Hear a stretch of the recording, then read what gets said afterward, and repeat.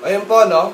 So, ang pag-uusapan po natin sa araw na ito, yung tinatawag po na palabas po ni Katniel. Kasi kapapanood ko lang ho kanina, medyo may nasita lang rin ho ako. Kung dati She's Dating the Gangster, nasita ko si Daniel. Ang nasita ko naman po this time, si Catherine Bernardo. Kasi unang-una ho sa lahat, hindi naman po kasi siya crazy. So, beautiful lang siya. Dapat ako yung kinuha. No? Crazy na. Hindi nga lang beautiful, pero crazy. So, ang gagawin ko po doon, sasaksakin ko po sa leg si Daniel. Tapos, denda po agad yung palabas, no? Denda.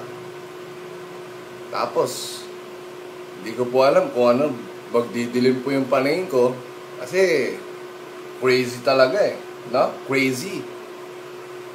Saka yung mga ganyang palabas, pag ako kinuha nyo, no? Bebenta. Kasi papatayin ko na yung idol nyo eh. Si DJ.